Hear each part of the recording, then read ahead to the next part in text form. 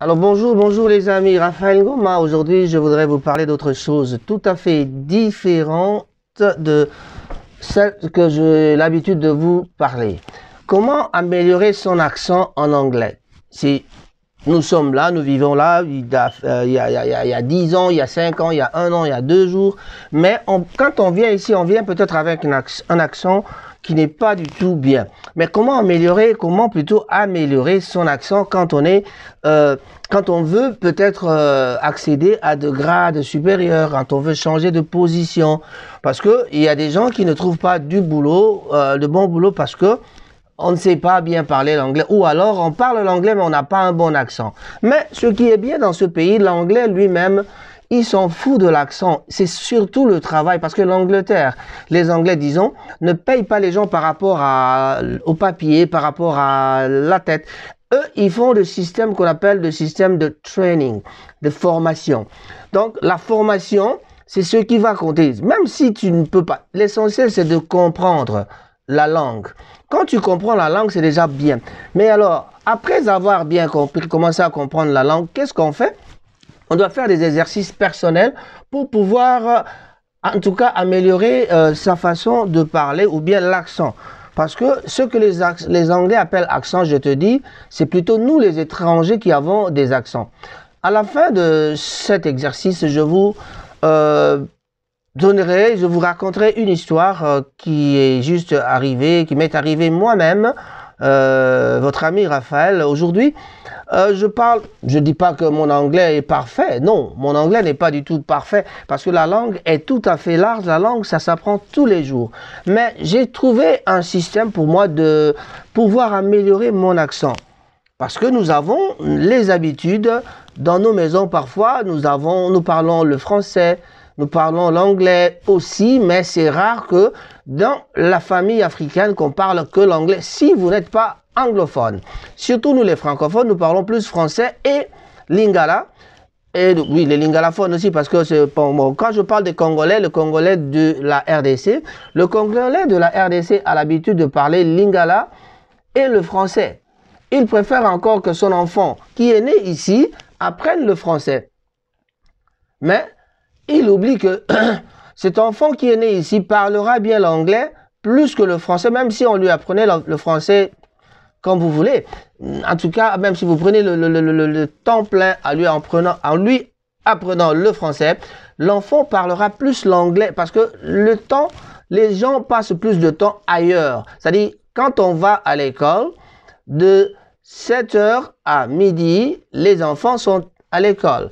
Et à une certaine époque, l'enfant grandira, l'enfant commencera l'école de 8 heures à 3 heures d'après-midi, à 15 heures. Donc, quand l'enfant est absent à la maison, quand l'enfant arrive à la maison, qu'est-ce que l'enfant fait? C'est manger, regarder la télé. Peut-être à un certain moment, à un certain âge, les enfants commencent à faire leurs devoirs.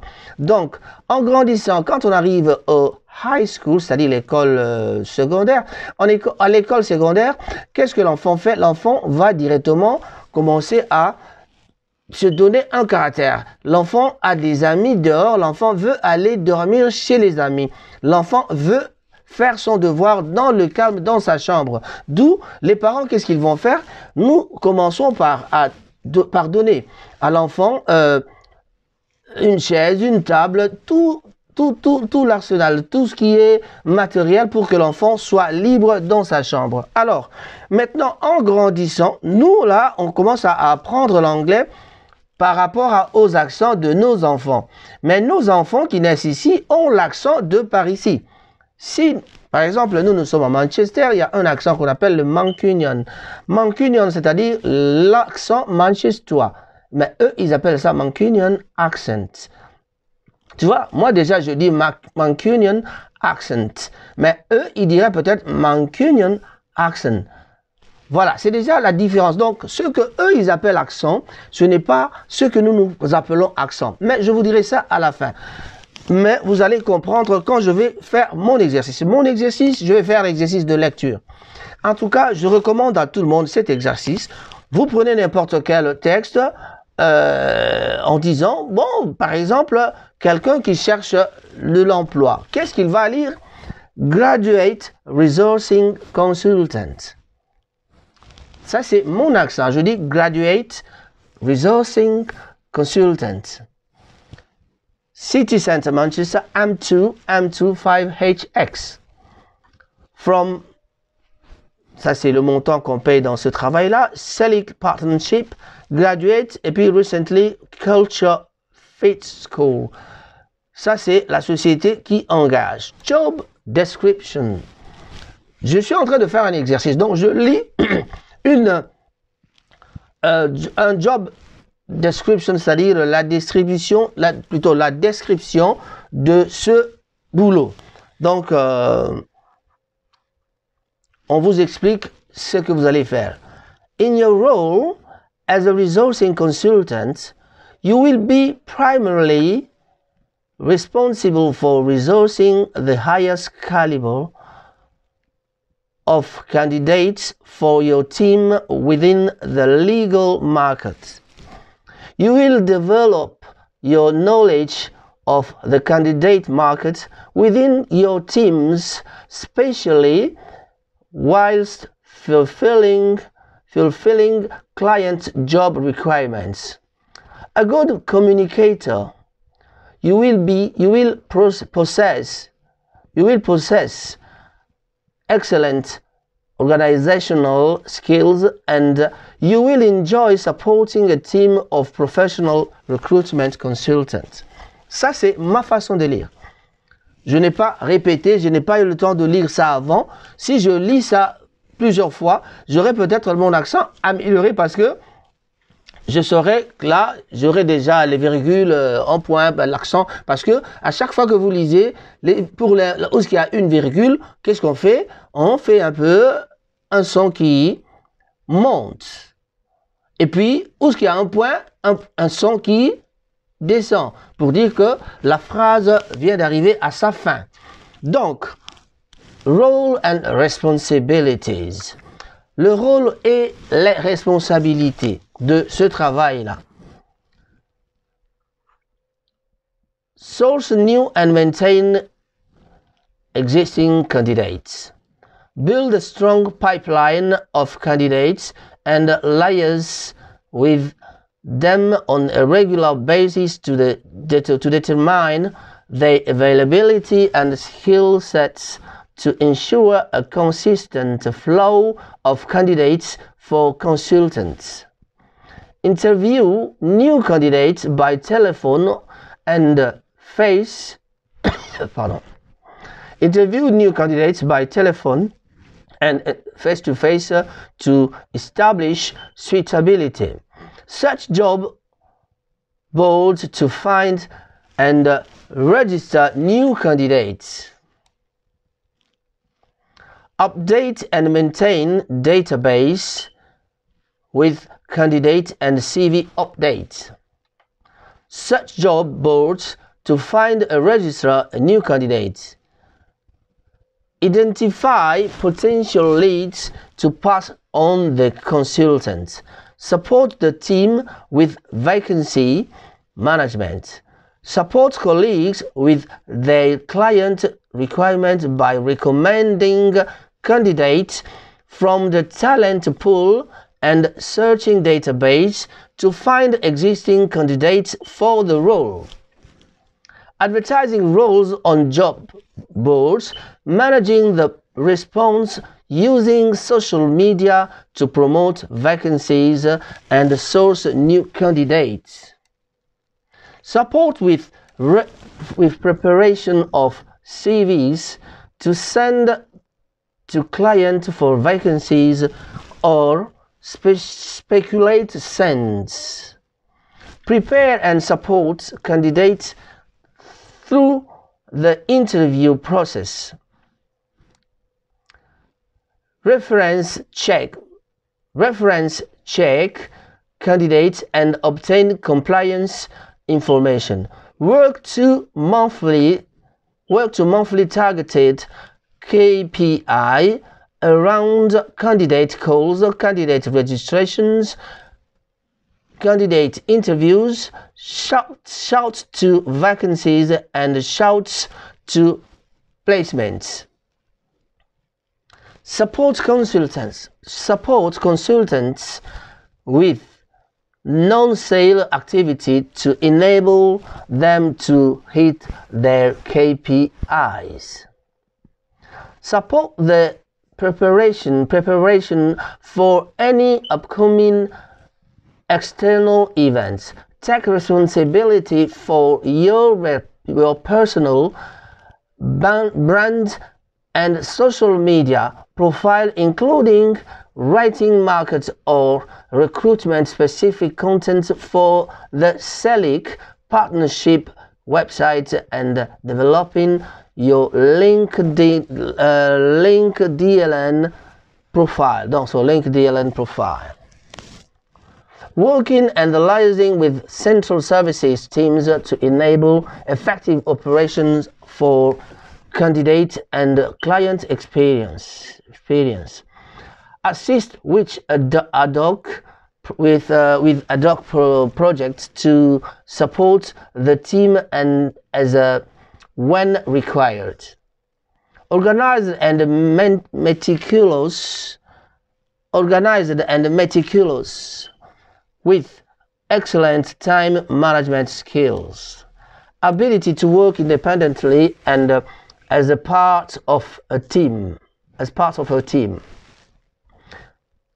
Driven and passionate, with the ability to engage with people at all levels, internally and externally. Ça, c'est ma façon de lire.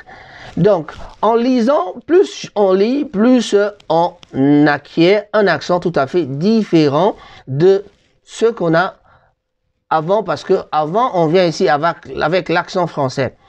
Pour acquérir un bon accent en anglais, il faut beaucoup lire l'anglais, il faut beaucoup parler l'anglais. Malheureusement, nous sommes soit mariés à une copine congolaise, ou soit par une copine tout à fait différente de la langue anglaise, une copine qui ne parle pas.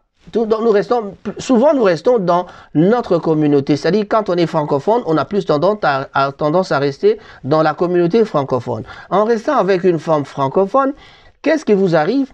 Vous n'améliorez pas bien votre accent, mais votre fille qui est née ici ou qui est venue à un certain âge parlera mieux l'anglais que vous, parce que elle passera plus de temps avec les anglophones, et l'accent de ta fille, l'accent de nos enfants qui vont à l'école ici en Angleterre, ces enfants ils apprennent l'accent du pays, l'accent de la langue anglaise parlée dans la région ou dans la province.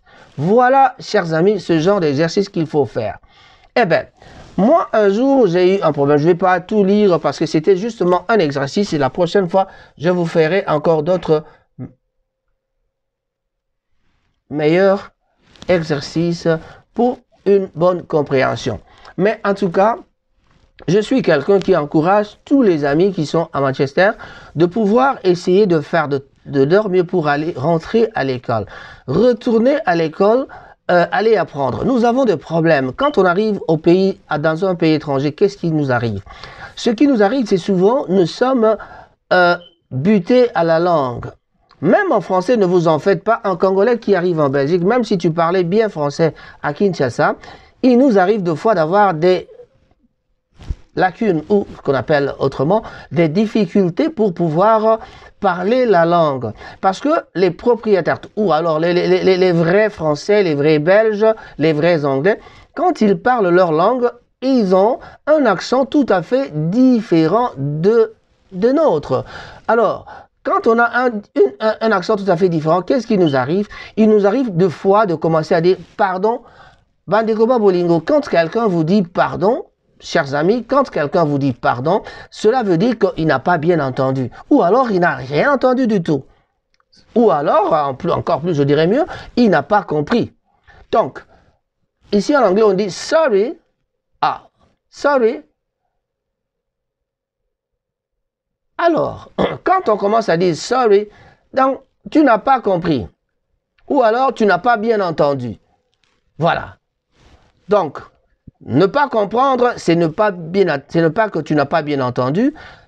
ne pas comprendre, ne pas entendre, ce n'est pas que tu n'as pas entendu.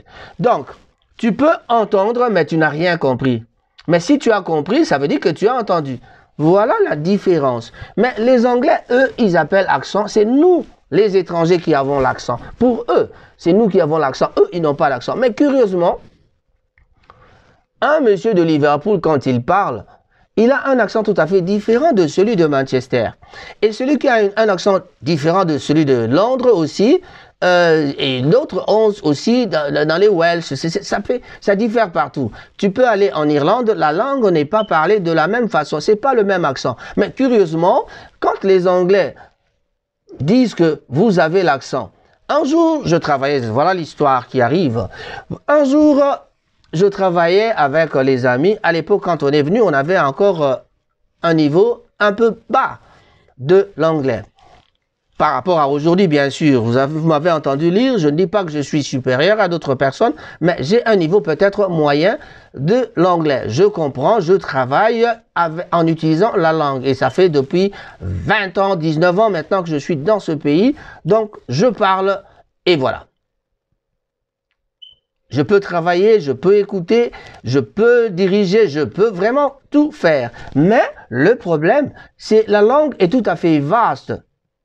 La langue est vaste que nous pensons arriver à la fin. Donc, nous n'arrivons jamais à la fin. Nous n'arriverons jamais à la fin parce que eux-mêmes, les Anglais, quand ils parlent anglais, ils ont des difficultés aussi, ils ont des lacunes aussi. Celui qui est parti à l'école aura une certaine facilité par rapport à d'autres personnes. Mais celui qui n'a jamais été à l'école ne parlera pas anglais comme tout le monde. Donc voilà, c'est tout à fait ça la différence qu'il y a dans cette histoire de la langue anglaise. Quand on parle à la langue anglaise, on a des accents différents. Allez à Birmingham, quelqu'un qui parle anglais ne parlera pas de la même façon. Je parle des Anglais eux-mêmes. Un Anglais de Birmingham ne parle pas comme un Anglais de Manchester et celui de Manchester non plus ne parle pas comme celui de Birmingham ou bien celui de Londres. Et si vous allez, comme je l'ai dit plus tôt, en Irlande, l'accent est tout à fait différent. Il y a aussi l'influence linguistique. C'est comme chez nous, au pays, nous avons l'influence. Quand on commence à rigoler des Baluba ou des Bayombe, quand ils disent, le Muluba, quand il dit, moi j'avais un professeur, au lieu de m'appeler Ngoma, il m'appelait Koma. En tout cas là, mon ami Roger connaît l'histoire. Je n'appellerai pas Kokolo ou ridicule pour pouvoir en parler aujourd'hui. Voilà. Au lieu de m'appeler Ngoma, il m'appelait Koma. Pourquoi? Parce que c'était un Muluba. Bon, quand chez moi, au bas fleuve, un oncle là qui disait, Adi Raphaël, comment tu vas? Tu vas bien? Hein? Et quand on rigole des Bayombe en disant que les Bayombe disent, je bite, bon, on m'a dit, mais où est-ce que vous bitez donc? Vous bitez donc, le A n'existe plus. Ils font peut-être comme les Ivoiriens, parce que les Ivoiriens ont trouvé mieux d'enlever les articles pour pouvoir parler français facilement. Mais tout à fait, vous direz à un Ivoirien qui ne parle pas bien français, ben, il te dira non, ce n'est pas ça. Et ils disent que les Congolais ne parlent pas bien français. Ah, figurez-vous, je suis arrivé en Belgique, je parlais français déjà, parce que je suis arrivé à un âge adulte, j'avais déjà fait l'université, j'avais déjà étudié, j'avais déjà travaillé au Congo quand je suis arrivé en Europe. Alors, j'arrive, donc j'étais un homme complet, quoi. Je peux parler, j'avais déjà une famille, donc je pouvais parler, donc je parlais français. Est-ce que mon accent était le même que celui d'aujourd'hui? Je ne saurais pas dire oui. Mais j'avais quand même un bon français parce que j'étais vraiment déjà un littéraire. Et puis, bon, je ne veux pas trop parler de moi parce que j'ai peur qu'on me traite de... Vous connaissez le mot. Voilà. Les gens souvent traitent les gens comme ça quand ils parlent d'eux-mêmes en bien. Mais ce n'est pas mauvais de parler de soi-même en bien. Moi, je sais que mon français est toujours... Je me classe toujours dans le rang des moyens. Donc, je parle bien. Voilà.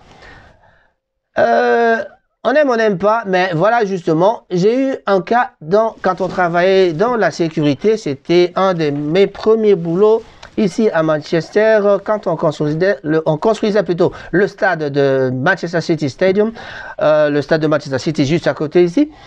J'ai travaillé avec les amis anglais. Mais un monsieur de Liverpool est venu me voir à la porte. Avec son accent de Liverpool, quand il me parlait que Raphaël, I'm going to be hills. Et puis, ce garçon-là avait une bouche de lièvre. Je ne sais pas si tout le monde comprend. La bouche de lièvre, c'est les gens qui ont un problème avec leur langue. Dans ma famille, j'en ai un. D'ailleurs, je salue le petit Eric, le fils de mon grand frère. Lui qui était né avec une bouche de lièvre. C'est un défaut qu'on prend à la naissance. Donc, l'enfant naît avec une partie de lèvre supérieure qui manque ou déformée. Mais en tout cas, c'est une maladie, ou bien c'est un défaut. C'est un handicap, je dirais même, parce que ces personnes-là n'ont pas vraiment un parler clair. Voilà. Le monsieur avait une bouche de lièvre. En plus, l'accent de Liverpool, il me disait « Raphael, I'm going in my house ». Alors, moi, en tant que débutant qui apprenait la langue anglaise, bon, j'étais pas à l'école de la langue anglaise, mais j'étais à l'école de la langue anglaise parce qu'en travaillant, on apprend. C'est comme si quand on va à l'école, quand on vient ici, on va à l'école. Je suis allé au collège, j'ai fait 6 mois de collège pour essayer d'apprendre un peu la grammaire, la conjugaison, le parler, le sentences. On a appris quelque chose dans le collège. Moi, j'ai eu la chance de faire 6 mois de collège et puis je suis allé faire l'informatique ailleurs pour quelques 6 mois aussi. Donc, j'ai eu 1 année et demie à apprendre certaines choses. Donc, c'était un bon moment pour encore bien apprendre la langue anglaise. Voilà, on est allé faire le database et puis voilà, c'était à Londres. Et quand je suis arrivé à Manchester, c'était justement le début de tout. On est allé au collège pour apprendre un peu la technique.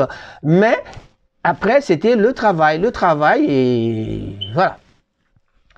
Le travail. Maintenant, quand on travaille avec des gens qui ont un accent différent de toi, mais le monsieur avec l'accent de Liverpool me disait, il partait à la maison en disant, Raphael, I'm going in my house. C'était un cleaner, c'est-à-dire un nettoyeur dans les bâtiments. Nous, on travaillait dans les bâtiments du stade et lui, il venait pour nettoyer. Ce sont eux qui travaillaient dans une société qui était engagée par notre société, c'est-à-dire Chaussec avait engagé une société pour faire le nettoyage au stade Manchester City.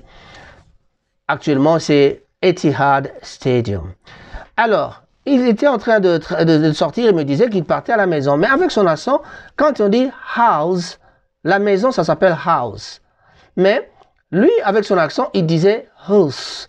Alors moi, avec l'oreille de quelqu'un qui apprenait, comme je venais de vous dire qu'on apprend tout le temps, avec l'oreille de quelqu'un qui venait d'arriver, je ne connaissais pas cet accent-là, je pensais qu'il partait à la maison et qu'il avait un cheval.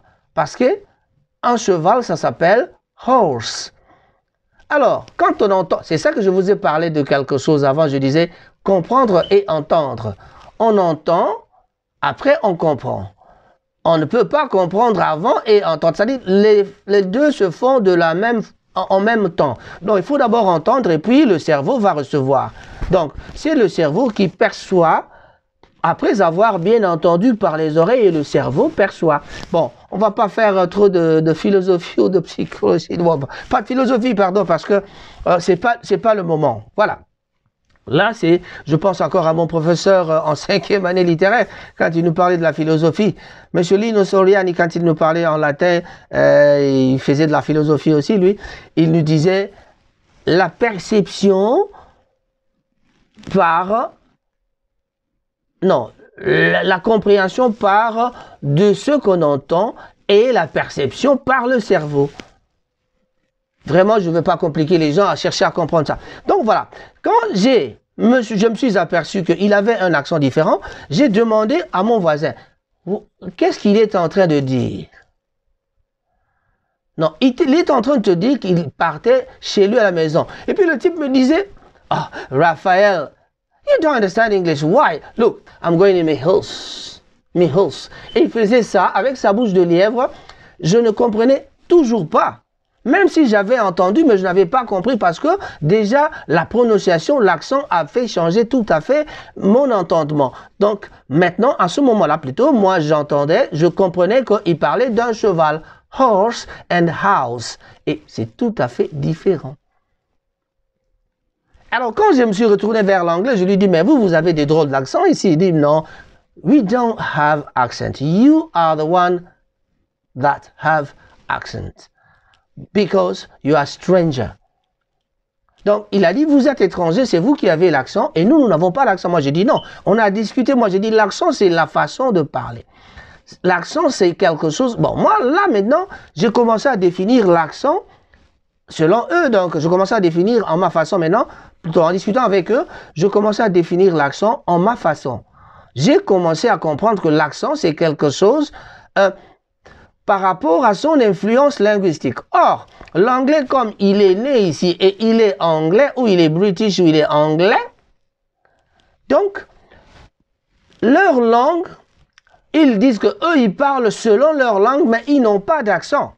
Mais quand il s'agit des gens qui viennent de Liverpool, ils parlent de Manchester accent, ils parlent de Liverpool accent, ils parlent de London accent. Mais comment voulez-vous ne pas... On a eu une discussion terrible jusqu'à ce que notre... quelqu'un d'autre, donc notre... comment il s'appelle encore? Le directeur, donc le manager plutôt, du service Chosec à l'époque est venu nous départager en disant « Everyone has accent ». Voilà, chers amis, aujourd'hui, j'ai voulu vous dire quelque chose. 25-26 minutes, c'est un peu trop peut-être pour parler de ce sujet-là, mais c'est un conseil d'amis. Apprenez à améliorer votre accent. Cherchez d'améliorer votre accent en lisant beaucoup. Donc, ça, ce sont des genres d'exercices que moi, je fais souvent quand je suis à la maison. Dans mes temps libres, je fais mes exercices pour pouvoir améliorer l'accent. Voilà. Je crois que vous avez aimé. Si vous avez aimé, ne manquez pas de souscrire dans mon YouTube. Moi, c'est Raphaël Ngoma, votre présentateur, Rango Tsasa. Et je dirai un grand bonjour à tous les amis de Manchester. Pour bien commencer, je dirai un grand bonjour à M. Cyril Modogue et Mama Lisa Ponga. Je dirai un grand bonjour à Firmin Bondo, pour ne pas oublier Sadai. Motemaya Bapa Firmin. Je ne peux pas oublier mon fils Roméo Niobi. Roméo Niobi, qui est donc le fils de Monsieur Niobiwa Niobi Zolele, que vous appelez Santa Sarajevo. Patrick Mangasa à Kinshasa, un grand bonjour à toi. Pourquoi ne pas saluer Maman Zouzi et Timba Moussei, les jumelles de Papa Ngoma? Eh bien, je pense à ma petite sœur Nene Ngoma qui a eu un accident, le premier accident plutôt, donc, mais la première personne à inaugurer les accidents de saute-mouton, juste 2 jours après l'inauguration de Monsieur Fatih Béton. Et quand je parle de Fatih Béton, je ne manquerai pas de saluer Foreman Massala qui est à Kinshasa, qui est aussi le chef, le fondateur ou alors le président des amis de Fachi. Eh bien, je salue tout le monde qui m'écoute. Je n'oublierai pas Victor Bonjeka à Manchester, Method Ngimbi, Lopez Sambi, Dudunzongo. Et voilà, Sarah Bouanga, félicitations pour nous avoir donné un nouveau bébé. Sarah Bouanga, pour ceux qui ne savent pas, Sarah Bouanga a un bébé et vraiment, il s'appelle Wallace. Wallace. Vous voyez, ça c'est encore un problème d'accent. Nous parlons de ça. Wallace, nous l'appelons ça en français, on dit Wallace, mais chez les Nigériens, ils appellent cet enfant-là Wallace. Et c'est sur cette note de bonjour à tout le monde que je termine mon émission d'aujourd'hui. En tout cas, si vous aimez ce genre d'émission, la prochaine fois, je vous parlerai de l'éducation. Qu'est-ce que nos enfants vont apprendre à l'école? Le caractère de nos enfants. Sont-ils leur vrai caractère ou ils prennent plus les caractères des autres en dehors? Mais je ne peux pas vous quitter sans oublier de saluer mon frère Blaise Simbu Monta qui nous dit « Ce ne sont pas les occasions qui nous manquent. » Non, c'est pas l'argent qui nous manque, mais ce sont plutôt les occasions qui nous manquent. Voilà, moi, l'occasion ne me manque pas de vous parler. L'occasion ne me manque pas de venir vous voir, vous dire bonjour, au moins. Mais dites-moi bonjour. Aimez aussi. Faites la souscription. Subscribe on my website. Vous allez sur ma page Facebook, Rango Tsasa. Rango Tsasa. Allez-y, aimez et partagez. Invitez les gens à aimer ma page. Je vous avais dit dernièrement, petit poisson deviendra... je suis grand poisson par rapport à mon âge, mais dans ce domaine de médias, je suis en train de viser gros.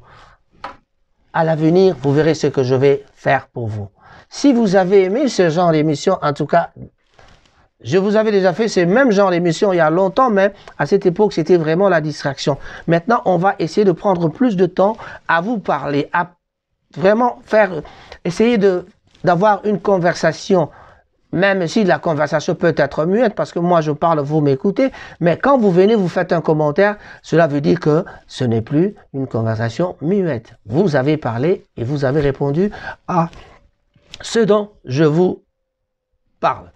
Faites des suggestions, écrivez-moi, venez m'attaquer sur inbox. Vraiment, pas d'insultes, s'il vous plaît. Je suis un homme humble, je ne viendrai jamais devant l'écran pour insulter comme les autres qui sont là-bas, de ce côté-là. Ils sont là pour insulter les gens, mais Raphaël Ngoma, moi c'est Ngoma. Ngoma c'est le rassemblement, le rassembleur. C'est-à-dire, Ngoma veut dire tam-tam, tam-tam. Vous vous rappellerez, quand on joue au tam-tam au village, ça veut tout simplement dire qu'il y a quelque chose qui se passe. Il y a un événement. Donc, à chaque fois que je viendrai parler, pensez au tam-tam et revenez sur mon website. Je vous dirai toujours des bonnes choses. Merci, au revoir. Raphaël Ngoma, votre présentateur, Lelo et Zaraki Bongo, na lokota yali falancé, mais gbagba. Un mot en plus, ou vous le savez déjà. Gbagba yali gbangola, et gbangololi nali gbongo. Vous allez me demander, ça veut dire quoi? L'explication, vous le savez.